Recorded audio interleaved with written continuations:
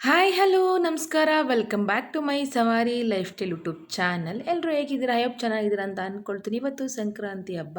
ಎಲ್ಲರಿಗೂ first of all Sankranti ಹಬ್ಬದ ಶುಭಾಶಯಗಳು. ಎಳ್ಳು ಬೆಲ್ಲ ತಿಂದು ಒಳ್ಳೆ ಮಾತಾಡಿ ಅಂತ ಹೇಳ್ತಾ ಈ ದಿನ ನಾನು ಸ್ಟಾರ್ಟ್ ಮಾಡ್ಕೊಂಡಿದ್ದೀನಿ. ಮಾರ್ನಿಂಗ್ 4:15ಗೆ ಎದ್ದು ಬಾಗಿಲನ್ನು ತೊಳೆದು ರಂಗೋಲಿ ಹಾಕ್ಕೊಳ್ತಾ ಇದ್ದೀನಿ. ಪ್ರತಿದಿನವೂ ಕೂಡ ಬಾಗಿಲು ತೊಳೆದು ರಂಗೋಲಿ ಹಾಕ್ಕೊಂಡ್ರೆ ಒಳ್ಳೆಯದು ಅಂತ ಹಿರಿಯರು ಹೇಳ್ತಾರೆ. ಅಂದರೆ ಮುತ್ತೈದೆ ಆಗಿರೋರು ಅಥವಾ ಮದುವೆ ಆಗದಿರೋರು ಆಗದಿಲ್ದೇ ಇರೋರು ಕೂಡ ಮಾರ್ನಿಂಗ್ ಬೇಗ ಬಾಗಿಲು ತೊಳೆದು ರಂಗೋಲಿ ಹಾಕ್ಕೊಂಡ್ರೆ ಒಳ್ಳೆಯದು ಅಂತ ದೊಡ್ಡವರು ಹೇಳಿದ್ದಾರೆ. ಅದಕ್ಕೋಸ್ಕರ ನಾವು ಏನು ಕೆಲಸ ಮಾಡ್ತೀವೋ ಬಿಡ್ತೀವೋ ಗೊತ್ತಿಲ್ಲ, ಬಟ್ ರಂಗೋಲಿ ಎಲ್ಲನೂ ಬಾಗಿಲನ್ನು ತೊಳೆದು ರಂಗೋಲಿ ಹಾಕ್ಕೊಂಡ್ರೆ ಒಳ್ಳೆಯದು ಅಂತ ಹೇಳ್ತಾ ಆಲ್ಮೋಸ್ಟ್ ರಂಗೋಲಿ ಎಲ್ಲ ಫಿನಿಶ್ ಆಯ್ತಾ ಬಂತು. ನಾನು ಕೂಡ ರಂಗೋಲಿ ನನಗೆ ಯಾವ ಥರ ಬರುತ್ತೆ ಆ ರೀತಿ ಚಿಕ್ಕದಾಗಿ ಒಂದು ರಂಗೋಲಿನ ಹಾಕ್ಕೊಂಡು ಸಂಕ್ರಾಂತಿ ಹಬ್ಬನ ಆಚರಣೆ ಮಾಡ್ತಾಯಿದ್ದೀನಿ. ಅಂದರೆ ನಾನು ಈ ಸತಿ ಹಬ್ಬ ನಾವು ಮಾಡೋಂಗಿಲ್ಲ, ಬಟ್ ಏನೆಲ್ಲ ಯಾವ ರೀತಿ ನಾವು ಹಬ್ಬಕ್ಕೆ ಹೋಗ್ತೀವಿ, ಮಾಡ್ತೀವಿ ಅಂತ ತೋರಿಸ್ತೀನಿ. ಬಟ್ ನಾನಿಲ್ಲಿ ಮಗಳಿಗೆ ಎಳ್ಬಿರೋದಾಗಲಿ ಎಲ್ಲ ಏನೂ ಮಾಡ್ತಾ ಇಲ್ಲ.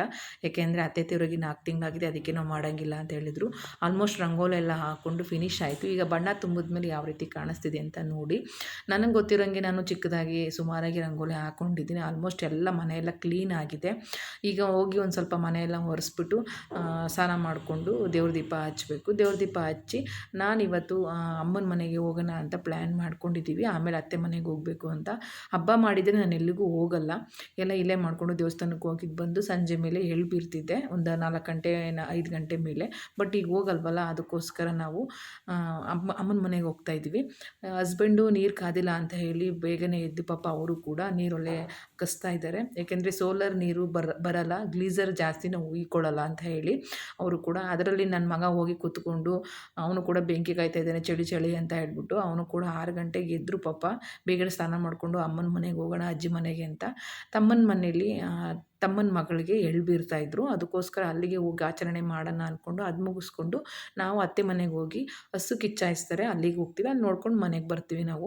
ಆಲ್ಮೋಸ್ಟ್ ಎಲ್ಲ ಕೆಲಸ ಎಲ್ಲ ಮುಗೀತು. ನಾನು ಕೂಡ ಈಗ ಮನೆಯೆಲ್ಲನೂ ಒರೆಸ್ಬಿಟ್ಟು ಸ್ನಾನಕ್ಕೆ ಹೋಗಬೇಕು. ಅಷ್ಟರಲ್ಲಿ ಮಕ್ಕಳಿಗಿಬ್ಬರು ಸ್ನಾನ ಮಾಡಿಸ್ಬಿಡೋಣ ಅಂದ್ಕೊಂಡು ಅವಳ ಮಗಳು ಕಳಿಸ್ದೆ. ಅವಳು ಕೂಡ ಸ್ನಾನ ಮಾಡ್ಕೊಂಡು ಬಂದಳು. ಇನ್ನು ಮಗ, ನಾನು ಮತ್ತು ಹಸ್ಬೆಂಡ್ ಸ್ನಾನ ಮಾಡಿಕೊಂಡು ನಾವು ಅಮ್ಮನ ಮನೆಗೆ ಹೋಗ್ತೀವಿ. ನಮ್ಮಮ್ಮ ನೋಡಿ ಮನೆ ಒರೆಸ್ತವ್ರೆ, ಹಾಗೂ ಅಡುಗೆ ಮನೇಲಿ ಮನೆ ಒರೆಸ್ತಾ ಸಾಂಗ್ ಹೇಳ್ತವ್ರೆ. ಬನ್ನಿ ಕೇಳೋದ ನಿಧಾನಕ್ಕೆ.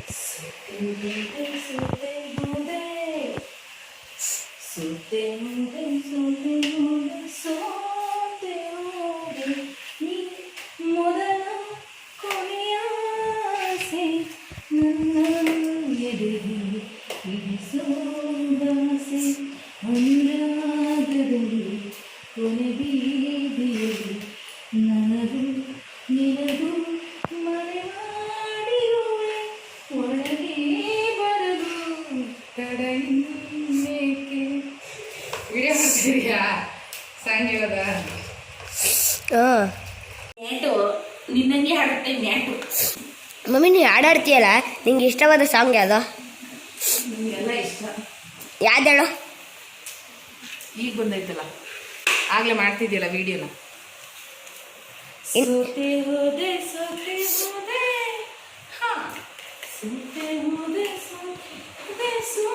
ಆ್ಯಕ್ಚುಲಿ ಅಡುಗೆ ಮನೆ ಒರೆಸ್ತಾ ಇದ್ದೆ. ನಾನು ಯಾವಾಗಲೂ ಮನೆ ಒರೆಸ್ಬೇಕಾದ್ರೆ ತಿಂದರೆ ಕೆಲಸ ಮಾಡಬೇಕಾದ್ರೆ ಹಾಡು ಹೇಳ್ಕೊಂಡು ಜಾಸ್ತಿ ಕೆಲಸ ಮಾಡ್ತೀನಿ, ಬೇಗ ಸಾಗಲಿ ಅಂತ ಹೇಳಿ. ಹಾಗೆ ನನ್ನ ಮಗ ಸುಮ್ಮನೆ ಫೋನ್ ಹಿಡ್ಕೊಂಡು ವೀಡಿಯೋ ಮಾಡು ಅಂತ ಕೊಟ್ಟಿದ್ದೆ. ಅದಕ್ಕಿಂತ ಮುಂಚೆ ಅದೆಲ್ಲ ಮಾಮೂಲಿ ಚಾನಲ್ ಅಂದರೆ ಯೂಟ್ಯೂಬ್ಗಳು ಹಾಕಿ ವೀಡಿಯೋ ಮಾಡಪ್ಪ ಅಂತ ಕೊಟ್ಟಿದ್ರೆ ಅವನೇನು ಮಾಡ್ತಾನೆ, ಈ ರೀತಿ ತಲಾಟೆ ಮಾಡಿಬಿಡ್ತಾನೆ. ನಾನು ಮನೆ ಒರೆಸ್ತಿರೋದನ್ನ ಹಾಗೆ ಸಾಂಗ್ ಹೇಳೋದನ್ನ ವೀಡಿಯೋ ಮಾಡಿಕೊಂಡು ರೆಕಾರ್ಡ್ ಮಾಡ್ಕೊಳ್ತಾ ಇದ್ದ. ಆ್ಯಕ್ಚುಲಿ ನಾನು ಇದನ್ನು ಎಡಿಟ್ ಮಾಡಿಬಿಡ್ತೀನಿ, ಹಾಕಲ್ಲ ಅಂತ ಹೇಳ್ತಿದ್ದಾಗ, ಮಮ್ಮಿ ಪ್ಲೀಸ್ ಮಮ್ಮಿ ಹಾಕು, ನಾನು ಮಾಡಿರೋದನ್ನ ಯಾವಾಗಲೂ ಹಾಕಲ್ಲ, ವೀಡಿಯೋನ ನೀನು ಇದು ಮಾಡ್ಕೊಂಡು ಎಡಿಟ್ ಮಾಡಿಬಿಡ್ತೀಯ, ನಾನು ಮಾಡಿರೋದೆಲ್ಲನೂ ಹಾಕಲ್ಲ ಅಂತ. ಸರಿ ಅಂದ್ಬಿಟ್ಟು ಅವ್ನು ನಿರಾಸೆ ಯಾಕೆ ಮಾಡೋದು ಅಂತ ಹೇಳಿ ಅದನ್ನು ಕೂಡ ಆ ಕ್ಲಿಪ್ನು ಕೂಡ ಈ ವಿಡಿಯೋದಲ್ಲಿ ಆ್ಯಡ್ ಮಾಡಿದೆ. ಅದೆಲ್ಲ ಆದಮೇಲೆ ಮನೆಯೆಲ್ಲ ಒರೆಸಾಯಿತು. ಮನೆಯೆಲ್ಲ ಒರೆಸಿ ನಾನು ಕೂಡ ಸ್ನಾನ ಮಾಡ್ಕೊಂಡು ಬಂದು ಈಗ ನಾನು ದೇವ್ರ ಮನೆ ರೆಡಿ ಮಾಡ್ಕೊಳ್ತಾ ಇದ್ದೀನಿ. ದೇವ್ರ ಮನೆ ರೆಡಿ ಮಾಡಿದ ತಕ್ಷಣ ಅಂದರೆ ಎಲ್ಲ ದೀಪ ಎಲ್ಲ ಬೆಳಗ್ಗೆ ರೆಡಿ ಆಗಿತ್ತು. ಈಗ ಹೂವೆಲ್ಲನ ಹಾಕ್ಕೊಂಡು ಪೂಜೆಗೆ ರೆಡಿ ಮಾಡ್ಕೊಳ್ತಾ ಇದ್ದೀನಿ. ಎಲ್ಲ ರೆಡಿ ಮಾಡ್ಕೊಂಡ ತಕ್ಷಣ ಹಸ್ಬೆಂಡು ಪೂಜೆ ಮಾಡ್ತಾರೆ. ಅದರಲ್ಲೂ ನನಗೆ ದೇವ್ರ ಮನೆ ರೆಡಿ ಮಾಡೋದು ಅಂತ ಹೇಳಿದರೆ ತುಂಬಾ ಇಷ್ಟ. ನನಗೆ ಅದೇನಂತಲೇ ಗೊತ್ತಿಲ್ಲ. ದೇವ್ರ ಮನೆ ರೆಡಿ ಮಾಡ್ತಾಯಿದ್ರೆ ಟೈಮ್ ಹೋದಂಗೆ ಗೊತ್ತಾಗಲ್ಲ ನನಗೆ. ಯಾವುದೇ ಒಂದು ದೇವ್ರ ಪೂಜೆ ಮಾಡೋದಿರಲಿ ಅಥವಾ ಯಾರೋ ಹೊರಗಡೆ ದೇವಸ್ಥಾನಕ್ಕೆ ಹೋಗೋದಿರಲಿ, ನನಗೆ ಸಿಕ್ಕಾಪಟ್ಟೆ ಪೂಜೆ ಮಾಡೋದಂದ್ರೆ ಸಿಕ್ಕಾಪಟ್ಟೆ ಇಷ್ಟ. ನಿಧಾನವಾಗಿ ನಾನು ಪೂಜೆ ಮಾಡ್ಕೋತೀನಿ. ನಾನು ಆತರವಾಗಿ ನಿಜವಾಗ್ಲೂ ನಾನು ಪೂಜೆ ಮಾಡೋಕ್ಕೆ ಹೋಗಲ್ಲ. ಅದು ಒಂಥರ ತೃಪ್ತಿ ಅಂತ ಅನ್ಸೋದೇ ಇಲ್ಲ. ಅರ್ಜೆಂಟಾಗಿ ಪೂಜೆ ಮಾಡ್ಕೊಳ್ಳೋದಾಗಲಿ ಏನಿಲ್ಲ, ನಿಧಾನವಾಗಿ ದೇವ್ರ ಮನೆಯೆಲ್ಲ ಕ್ಲೀನ್ ಮಾಡಿಕೊಂಡು ನಿಧಾನವಾಗಿ ಪೂಜೆ ಮಾಡ್ಕೊಳ್ತೀನಿ. ಹಾಗೆ ನನಗೆ ಪೂಜೆ ಮಾಡಬೇಕಂದ್ರೆ ಯಾವಾಗಲೂ ಕೂಡ ಹೂವು ಜಾಸ್ತಿನೇ ಇರಬೇಕು. ಏನೋ ಗೊತ್ತಿಲ್ಲ, ಹೂವು ಜಾಸ್ತಿ ಮುಡಿಸಿದ್ರೆ ಒಂಥರ ಆ ದೇವ್ರ ಮನೆಯೇ ಎದ್ದು ಬರುವ ರೀತಿ ಇರಬೇಕು. ಆ ರೀತಿ ನಾನು ಹೂವು ಮುಡಿಸ್ತೀನಿ. ಎಲ್ಲ ದೇವ್ರ ಮನೆಯೆಲ್ಲ ರೆಡಿ ಮಾಡಿಕೊಂಡು ಹೊಸ್ತಿಗೆಲ್ಲ ಅಷ್ಟು ಕುಮ್ಮಿಸ್ಕೊಂಡು ಎಲ್ಲ ರೆಡಿ ಆಯಿತು. ಈಗ ಹಸ್ಬೆಂಡ್ ಪೂಜೆ ಸ್ಟಾರ್ಟ್ ಮಾಡ್ಕೊಂಡಿದ್ದಾರೆ.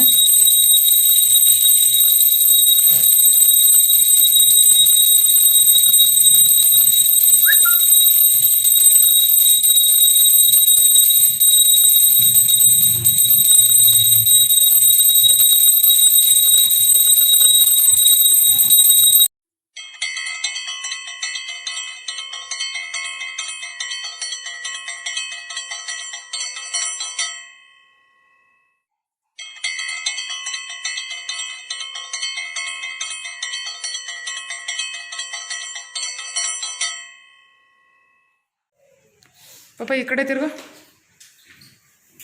ಕಾಣಿಸೋದಿಲ್ಲ ನೀನು. ನಾಳೆ ರೆಡಿ ಆಗಿಬಿಟ್ಟಿದ್ದ. ನಾಳೆ ರೆಡಿ ಆಗಿಬಿಟ್ಟಿದ್ದೀವಿ. ಇದು ಸಾಲ ಹಾಕೊಳ್ಳಲ್ವಾ? ಸಾಲು ಟಿ ವಿ, ಬರೀ ಟಿ ವಿ.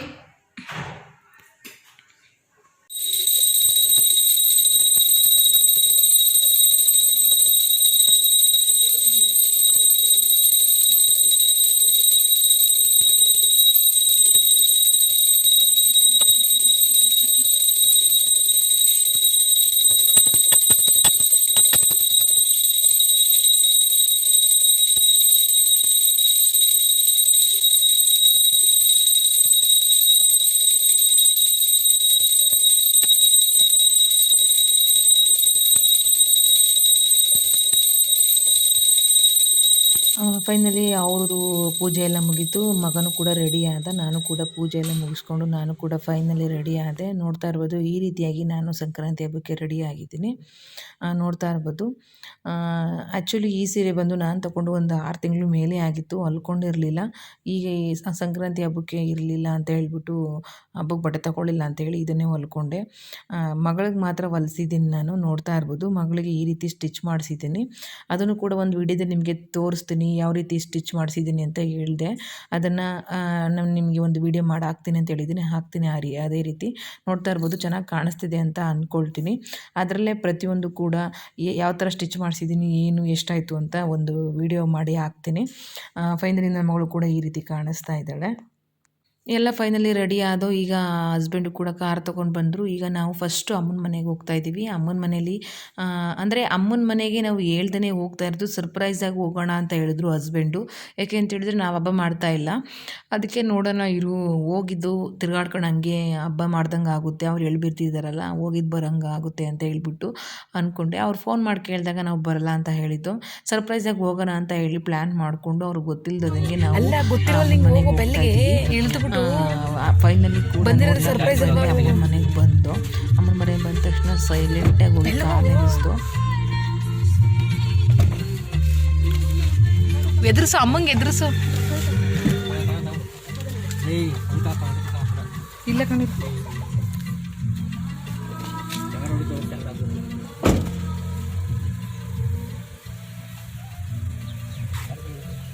ತೆಗಿಕದ ನನ್ನ ಕೈಲಿ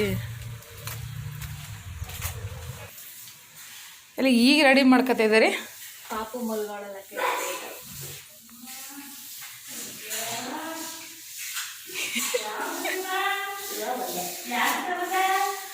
ಅಪ್ಪ ಅಮ್ಮ ವರ್ಷ. ಸರ್ಪ್ರೈಸಾಗಿ ಹೋದೋ. ಅಮ್ಮ ಇನ್ನೂ ಏನೋ ಕೆಲಸ ಮಾಡ್ತಾಯಿತ್ತು.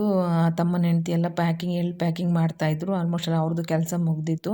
ಅಷ್ಟ್ರಲ್ಲಿ ನಾವು ಹೋದ ತಕ್ಷಣ ಗಲಾಟೆಗೆ ತಮ್ಮನ ಮಗಳು ಕೂಡ ಎದ್ಬಿಟ್ಲು. ಸ್ನಾನ ಮಾಡ್ಕೊಂಡು ಫ್ರೆಶ್ ಆಗಿ ಮಲಗಿದ್ಲು ಪಾಪ ಅವಳು ಕೂಡ. ನೋಡ್ತಾ ಇರ್ಬೋದು ಪೌಡ್ರೆಲ್ಲ ಜಾಸ್ತಿ ಬಳ್ಕೊಂಡು ಮಲಿಕೊಂಡಿತ್ತು ಪಾಪ ಅದು. ಇವ್ರು ಪ್ಯಾಕಿಂಗ್ ಮಾಡ್ಕೋತಾಯಿದ್ರು ಎಲ್ಲನೂ. ಸಂಜೆ ಮೇಲೆ ಎಳ್ಬೀರ ನಾನು ಕೇಳ್ಬಿಟ್ಟು ಇವರು ಇನ್ನೂ ಏನು ರೆಡಿ ಮಾಡ್ಕೊಂಡಿರಲಿಲ್ಲ. ಒಂದು 3 ಗಂಟೆ ಮೇಲೆ ಎಳ್ಬೀರದ ಅಂತ ಅಂದ್ಬಿಟ್ಟು ಅಂದ್ಕೊಂಡಿದ್ರಂತೆ. ಯಾಕೆಂದರೆ ಫಸ್ಟ್ ಮಾಡ್ತಾ ಇರೋದಲ್ವ, ಪೂಜೆ ಎಲ್ಲ ಮಾಡಬೇಕು ಅಂತ ಹೇಳ್ಬಿಟ್ಟು ರೆಡಿ ಮಾಡ್ಕೊಳ್ತಾಯಿದ್ರು. ಈಗ ಏನದು ಏನದು ಚಿನ್ನು ಅಂತ ನೋಡೋದೊಳೆ ಏನದು? ಹಾಂ ಏನದು? ಕರಿ ಮುದ್ದು ಕರಿ ಮುದ್ದು ಕರಿ ಮುದ್ದು ಕರಿ.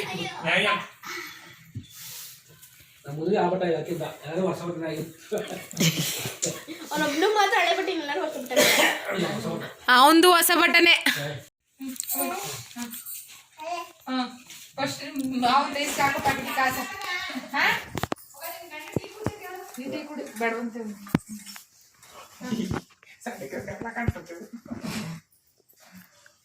ಸಿಡ್ಬಾ ಮುಂದು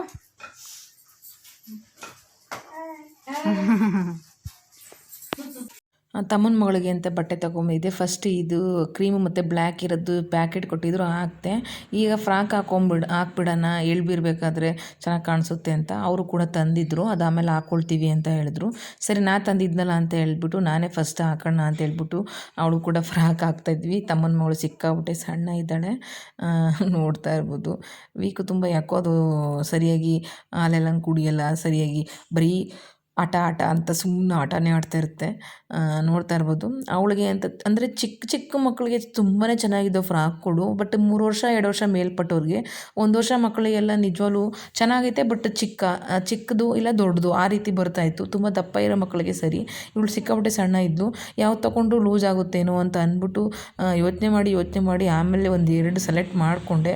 ತುಂಡಾದ್ರೂ ಪರವಾಗಿಲ್ಲ ಅಥವಾ ಉದ್ದಾದ್ರೂ ಪರವಾಗಿಲ್ಲ, ಜಾಸ್ತಿ ಸೆಲೆಕ್ಟ್ ಮಾಡ್ತಾರೆ ತಲೆನೋವು ಬಂದ್ಬಿಡುತ್ತೆ ಅಂತ ಹೇಳಿ ನಿಜವಾಗ್ಲೂ ಲಾಸ್ಟಲ್ಲಿ ಈ ಕಲರ್ ಒಂದು ತೊಗೊಂಡು ಬಂದೆ. ಇನ್ನೊಂದು ಬ್ಲ್ಯಾಕ್ ಮತ್ತು ಕ್ರೀಮ್ ತೊಗೊಂಡೆ. ಯಾಕೆಂದರೆ ಇವಳು ಪಾಪಲ್ಲಿ ಇದ್ದಾಗ ಒಂದು ತೊಗೊಂಡ್ಕೊಟ್ಟಿದ್ದೆ, ಅದು ಸಿಕ್ಕಾಪಟ್ಟೆ ದೊಡ್ಡದಂತೆ. ಅವ್ರು ಇನ್ನೂ ಅದನ್ನು ಹಾಕೇ ಇರಲಿಲ್ಲ. ಅದಕ್ಕೆ ಇವಳು ಸೈಜಲ್ಲೇ ನೋಡೋಣ ಅಂತ ಹೇಳ್ಬಿಟ್ಟು ಸಿಕ್ಕಾಪಟ್ಟೆ ಸಣ್ಣ ಇದ್ದಲ್ಲ ಅಂತ ಹೇಳಿ ಫೈನಲಿ ಒಂದು ಹುಡಿಕೊಂಡು ಈ ರೀತಿ ಫ್ರಾಕ್ ತೊಗೊಂಡು ಬಂದೆ. ಚೆನ್ನಾಗಿ ಕಾಣಿಸ್ತಿದೆ ಅಂತ ಅಂದ್ಕೊಳ್ತೀನಿ. ನೋಡ್ತಾ ಇರಿ. ಸಣ್ಣ ಇರೋದ್ರಿಂದ ಆ ಕಡೆ ಈ ಕಡೆ ಸುಮ್ಮನೆ ನೊಲಿತಾನೆ ಇದ್ಲು ಅವಳು. ಬಟ್ಟೆ ನೀಟಾಗಿ ಹಾಕಿಸ್ಕೊಳ್ತಾನೆ ಇರಲಿಲ್ಲ. ಆಮೇಲೆ ನನ್ನ ತಮ್ಮನ್ನ ಹಿಡ್ಕೊ ಅಂತ ಹೇಳ್ತು ಮಮ್ಮಿ. ಆಮೇಲೆ ಫೈನಲಿ ಹಿಡ್ಕೊಂಡ ಹಾಕ್ತಾ ಇದ್ದೀವಿ ಬಟ್ಟೆನ ಇಬ್ಬರು ಸೇರಿಕೊಂಡು. ನೆಗಿತಾಯಿದ್ರು ಬಟ್ಟೆ ಹಾಕೋಕ್ಕೆ ಇಬ್ಬರು ಬೇಕಾ ಅಂತ ಹೇಳ್ಬಿಟ್ಟು. ಅಂದರೆ ಮಕ್ಕಳು ಚಿಕ್ಕಪುಟ್ಟೆ ಸಣ್ಣ ಇರ್ತವೆ, ಒಂಚೂರು ಎಳೆ ಕೈಗಳು ಒಂಚೂರು ಇದಾಗ್ಬಿಟ್ರೆ ಅಂತ ಹೇಳಿ ಅಷ್ಟೆಲ್ಲ ಅಮ್ಮ ಟೀ ಕಾಯಿಸ್ಕೊಡ್ತು. ತಲೆನೋಯ್ತಾಯಿತ್ತು ಸಿಕ್ಕಾಪಟ್ಟೆ ಅಂತ ಹೇಳಿ ಹಸ್ಬೆಂಡ್ ಬೇಡ ಅಂತ ಹೇಳಿದ್ರು. ನಾನು ಟೀ ಕುಡಿತಾ ಇದ್ದೆ.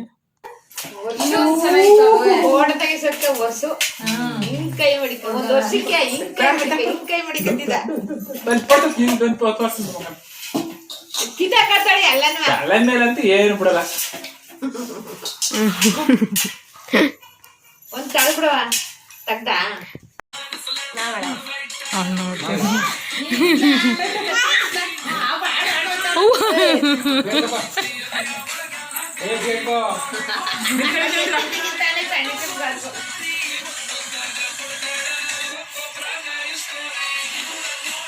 ಫೈನಲಿ ಒಂದು ಸ್ವಲ್ಪ ಹೊತ್ತು ಆಟ ಆಡಿಸ್ಬಿಟ್ಟು ಮಕ್ಕಳ ಜೊತೆಲಿ ಎಲ್ಲ ಖುಷಿಯಾಗಿ ಆಟ ಎಲ್ಲ ಆಡ್ದು ಅಂದರೆ ತಮ್ಮನ ಮಗಳನ್ನ ಎತ್ಕೊಂಡು ರೆಡಿ ಮಾಡಿ ಫೈನಲಿ ಮುತ್ತೈದೆನ ಕರೆದು 5 ಜನ ಮುತ್ತೈದೆನ ಕರೆದು ಪೂಜೆ ಮಾಡಿಸಿ ಅವ್ರಿಗೆ ಅಂದರೆ ಆರತಿ ಮಾಡಿ ಅವರು ಎಳ್ಬೀರೋಕ್ಕೆ ಸ್ಟಾರ್ಟ್ ಮಾಡಿಕೊಂಡ್ರು. ಅಂದರೆ ಅಲ್ಲಿರುವಂಥ 5 ಜನ ಒಂದು ಅಕ್ಕಪಕ್ಕದಲ್ಲಿರೋರನ್ನ ಕರೆದ್ಬಿಟ್ಟು ನೋಡ್ತಾ ಇರ್ಬೋದು ಈ ರೀತಿಯಾಗಿ ನಾವು ಎಳ್ಬೀರ್ತೀವಿ. ನಮಗೆ ಗೊತ್ತಿರೋಂಗೆ ನಾವು ಎಳ್ಬೀರ್ತೀವಿ. ಒಬ್ಬರೊಬ್ರು ಫುಲ್ಲು ಗ್ರ್ಯಾಂಡಾಗಿ ಎಳ್ಬೀರ್ತಾರೆ. ನಾವು ಈ ವರ್ಷ ಸಿಂಪಲಾಗಿ ಮಾಡ್ಕೊಂಡಿದ್ದೀವಿ. ನಾನು ಕೂಡ ಪ್ರತಿ ವರ್ಷವೂ ಕೂಡ ಎಳ್ಬೀರ್ಕೊಂಡು ನನ್ನ ಕೈಯಲ್ಲಿ ಗೊತ್ತಿರುವಂಗೆ ನಾನು ಮಾಡ್ತಾ ಹೋಗ್ತೀನಿ.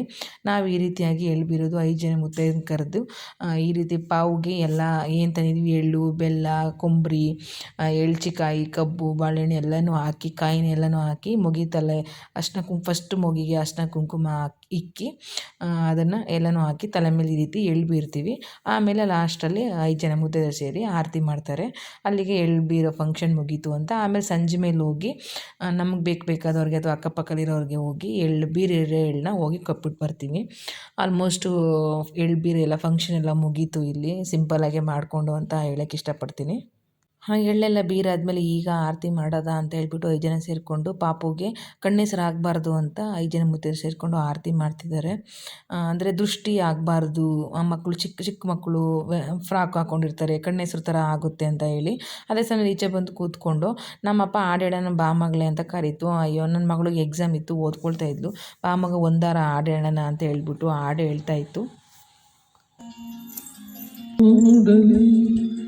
ನಿನ್ನನ್ನೇ ಕಾಣುವೆ ಮನದಲ್ಲಿ ಕಣ್ಣಲ್ಲಿ ತುಂಬಿರುವೆ ಮನದಲ್ಲಿ ಮನೆ ಮಾಡಿ. ಅಪ್ಪ ತುಂಬಾ ಹಿಂಸೆ ಮಾಡ್ತು, ಒಂದು ಹೇಳೋಣ ಬಾ ಮಗ ಹಾಡನ್ನ ಇಬ್ಬರು ಸೇರಿಕೊಂಡು ಅಂತ. ಅಷ್ಟೆಲ್ಲ ಅಮ್ಮ ಊಟಕ್ಕೆ ಕರೀತು. ಅಮ್ಮ ಅಡುಗೆಗೆ ಅಂತ ಹೇಳಿ ಬೇಳೆ ಸಾಂಬಾರು ಮಾಡಿ, ಬಜ್ಜಿ ಮಾಡಿ, ಜಾಮೂನ್ ಮಾಡಿತ್ತು. ತಿನ್ಕೊಂಡ್ಬಿಟ್ಟು ನಾವು ಕೂಡ ಟೈಮ್ ಆಗೋಯ್ತು, 2:30-3 ಗಂಟೆ ಆಗೋಯ್ತು. ಅಲ್ಲಿಗೆ ಹೋಗ್ಬೇಕು ಊರಿಗೆ, ಹಸು ಕಿಚ್ಚಾಯಿಸೋದು ನೋಡಬೇಕು ಅಂತ ಹೇಳ್ಬಿಟ್ಟು ನಾನು ಹಾಡು ಹೇಳೋಕ್ಕೆ ಮತ್ತೆ ಹೋಗಲಿಲ್ಲ. ಇನ್ನೊಂದು ದಿವಸ ಬಂದಾಗ ಹಾಡು ಹೇಳ್ತೀನಿ ಅಂತ ಹೇಳ್ಬಿಟ್ಟು ಫೈನಲಿ ಊಟ ಗಿಟ್ಟ ಎಲ್ಲ ಮಾಡಿಕೊಂಡು ನಾವು ಈಗ ಅತ್ತೆ ಮನೆಗೆ ಹೋಗೋಣ ಅಂತ ಹೋಗ್ತಾಯಿದ್ದೀವಿ. ಅಷ್ಟರಲ್ಲಿ ಅಮ್ಮ ಏನೋ ಮೈಸೂರಿಗೆ ಬರ್ತೀನಿ ನಾನು ಕೂಡ ಅಂತ ಹೇಳ್ತಾಯಿತ್ತು. ಸರಿ ಅಂತ ಹೇಳ್ಬಿಟ್ಟು ಸರಿ ಬನ್ನಿ ಮುಗಿಸ್ಕೊಂಡಿದ್ದೆ ನಾನು ಫಂಕ್ಷನ್ ಎಲ್ಲ ಮುಗಿಸ್ಕೊಂಡು ನಾಳೆ ನಾಡಿದ್ದು ಬನ್ನಿ ಅಂತ ಹೇಳ್ಬಿಟ್ಟು ಫೈನಲಿ ನಾವು ಮನೆಯಿಂದ ಹೊರಟು. ಈಗ ನಾವು ಹೋಗ್ತಾ ಇರೋದು ಆ್ಯಕ್ಚುಲಿ ಅತ್ತೆ ಮನೆಗೆ. ಅಲ್ಲಿ ಹಸು ಕಿಚ್ಚಾಯಿಸ್ತಾರೆ ಅಂತ ಹೇಳ್ಬಿಟ್ಟು ಹಸ್ಬೆಂಡ್ ಕರ್ಕೊಂಡು ಬಂದರು. ಮಗಳು ತುಂಬ ದಿನದಿಂದ ನೋಡಬೇಕು ಅಂತ ಹೇಳ್ತಾ ಇದ್ಲು, ಯಾವಾಗಲೂ ವರ್ಷವೂ ಬರ್ತಿರ್ಲಿಲ್ಲ, ಅದಕ್ಕೆ ಈ ವರ್ಷ ಅಂದ್ಬಿಟ್ಟು ಕರ್ಕೊಂಡು ಬಂದು ಫೈನಲಿ ಅತ್ತೆ ಮನೆಗೆ ಬಂದು ನೋಡ್ತಾ ಇರ್ಬೋದು. ಒಂಥರ ಬೇಜಾರಾಗುತ್ತೆ ನಮ್ಮ ಅತ್ತೆ ಇಲ್ಲದ ಮನೆಗೆ ಬಂದಾಗ. ನಮ್ಮ ಮನೆಯೇ ಆಗಿರ್ಬೋದು, ನಾನು ಇಲ್ಲಿಗೆ ಮದುವೆ ಆಗಿದ್ದು, ಬಟ್ ಅತ್ತೆ ಬಂದ ತಕ್ಷಣ ಒಂದು ಮಾತಾಡಿಸೋ ರೀತಿ ಆಗಿರ್ಬೋದು, ಒಂದು ಏನೋ ಆಗಲಿ ಇನ್ನೂ ಒಂಥರ ಮನಸ್ಸಲ್ಲಿ ಆ ನೋವು, ಒಂಥರ ಏನೋ ಬೇಜಾರು. ಅದಾದಮೇಲೆ ವಾರ್ಗಿತಿ ಮಗ ಹಸುವಿಗೆ ಅಷ್ಟು ಕುಂಕುಮ ಎಲ್ಲ ಇಕ್ಕಿ ನಾವೀಗ ಹಸನ್ನ ಕರ್ಕೊಂಡು ಕಿಚ್ಚಾಯಿಸೋಕ್ಕೆ ಅಂತ ಕರ್ಕೊಂಡು ಹೋಗ್ತಾ ಇದ್ದೀವಿ. ಈ ಮೊದಲೆಲ್ಲ ಜಾಸ್ತಿ ಇತ್ತು, ಈಗೆಲ್ಲ ಒಬ್ಬರೇ ಮಾಡಬೇಕು ಆರಂಭನ ಅಂತ ಹೇಳಿ ಭಾವ ತುಂಬಾ ಕಡಿಮೆ ಮಾಡ್ಕೊಂಬಿಟ್ಟಿದೆ ಹಸ ಎಲ್ಲನೂ. ಈಗ ಬರೀ ಒಂದು ಕರಿಯೋ ಹಸ ಮತ್ತು ಮೇಕೆಗಳು ಮಾತ್ರ ಇರೋದು, ಎತ್ತುಗಳೆಲ್ಲ ಈಗ ಮಡಿಕೊಂಡಿಲ್ಲ. ಫೈನಲಿ ನಾವು ಈಗ ಅಲ್ಲಿ ಅಂದರೆ ಊರೊಳಗಡೆ ಕಿಚ್ಚಾಯಿಸೋದು ಸರಿ ಅಂದ್ಬಿಟ್ಟು ನಾನು ಮತ್ತು ನನ್ನ ವಾರ್ಗಿತಿ ಮಗಳು ಎಲ್ಲ ಕಿಚ್ಚಾಯಿಸೋದು ನೋಡೋಣ ಅಂತ ಫೈನಲಿ ಬಂದು ಇನ್ನೇನು ಸ್ಟಾರ್ಟ್ ಆಗುತ್ತೆ. ತೋರಿಸ್ತೀನಿ ಬನ್ನಿ ಯಾವ ರೀತಿ ಮಾಡ್ತಾರೆ ಅಂತ ನಮ್ಮೂರಲ್ಲಿ.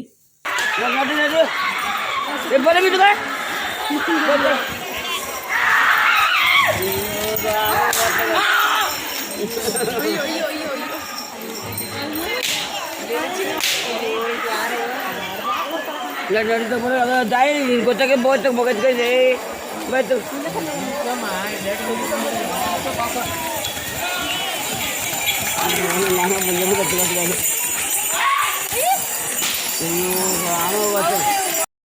ನಮ್ಮ ಊರಲ್ಲಿ ಈ ರೀತಿ ಕಿಚ್ಚಾಯಿಸೋದು. ಬಟ್ ಒಂದು ಹಾಫ್ ಆನ್ ಅವರ್ ಮುಂಚೆ ಮಳೆ ಜೋರಾಗಿ ಊದಿದ್ದ ಕಾರಣ ಹುಲ್ಲೆಲ್ಲ ತ್ಯಾವ ಆಗಿಬಿಟ್ಟು ಅದು ಹತ್ತಿರಲಿಲ್ಲ, ಸಿಕ್ಕಾಪಟ್ಟೆ ಹೊಗೆ ಬರ್ತಾಯಿತ್ತು. ನೋಡ್ತಾ ಇರ್ಬೋದು ನೀವು, ದೂರದಿಂದ ಅಬ್ಸರ್ವ್ ಮಾಡಿದ್ರೆ ಕಾಣಿಸುತ್ತೆ. ಬೆಂಕಿನೇ ಕತ್ತಿರಲಿಲ್ಲ. ಆಮೇಲೆ ಒಣಗಿರೋ ಹುಲ್ಲೆಲ್ಲ ತಂದು ಹೆಂಗೋ ಬೆಂಕಿ ಹಚ್ಚಿ ಕಿಚ್ಚಾಯಿಸಿದ್ರು, ಇಲ್ಲಾಂದರೆ ಇನ್ನೂ ಬೆಂಕಿ ದೊಡ್ಡದಾಗಿ ಹಾಕ್ತಾಯಿದ್ರು. ಎಷ್ಟು ಹುಲ್ಲು ಹಾಕಿದ್ರು ಲೈನು ಅಷ್ಟು ಕೂಡ ತ್ಯಾವ ಆಗಿಬಿಟ್ಟು ಗೊತ್ತಿಲ್ಲ ನನಗೆ ಇವತ್ತು ಯಾಕೆ ಈ ರೀತಿ ಮಳೆ ಹೋಯಿತು ಅಂತ. ಹೋದ ವರ್ಷ ಈ ರೀತಿ ಮಳೆ ಊದಿರಲಿಲ್ಲ, ಬಟ್ ಈ ವರ್ಷ ಇಲ್ಲಿ ಮಳೆ ಹೋಯಿತು. ಅದರಿಂದ ಒಂದು ಸ್ವಲ್ಪ ಬೆಂಕಿ ಹಾಕೋಕ್ಕೆ ಹಿಂಸೆ ಆಯಿತು. ಈ ರೀತಿ ನಮ್ಮೂರಲ್ಲಿ ಕಿಚ್ಚಾಯಿಸ್ತಾರೆ. ಕಿಚ್ಚಾಯಿಸೋದೆಲ್ಲ ನೋಡಿಕೊಂಡು ಫೈನಲಿ ನಮ್ಮ ಮನೆಗೆ ಬಂದು ನಮ್ಮ ಹಸಿಗೆ ಆರತಿ ಮಾಡೋದು, ಕಣ್ಣೆಸರು ಆಗಬಾರ್ದು ಅಂತ ಹೇಳಿ ಮಂಗಳಾರತಿ ಮಾಡಿ ಒಳಗೆ ಕರ್ಕೊಂಡು. ಈ ವಿಡಿಯೋ ಇಷ್ಟ ಆಗಿದೆ ಅಂತ ಅಂದ್ಕೊಳ್ತೀನಿ. ಇಷ್ಟ ಆಗಿದ್ದರೆ ಲೈಕ್ ಮಾಡಿ, ಶೇರ್ ಮಾಡಿ, ಕಮೆಂಟ್ ಮಾಡಿ, ಹಾಗೂ ಇನ್ಸ್ಟಾಗ್ರಾಮಲ್ಲಿ ಶಿಲ್ಪಾ ಶಿಖಂಡ್ ಹಾಕ್ಕೊಂಡು ಫಾಲೋ ಮಾಡೋದು ಮರಿಬೇಡಿ. ಮತ್ತೊಂದು ವಿಡಿಯೋ ಜೊತೆಗೆ ಸಿಗ್ತೀನಿ. ಅಲ್ಲಿವರೆಗೂ ನೋಡ್ತಾ ಇರಿ ನನ್ನ ಸವಾರಿ light YouTube channel. Thank you, bye bye, take care you all.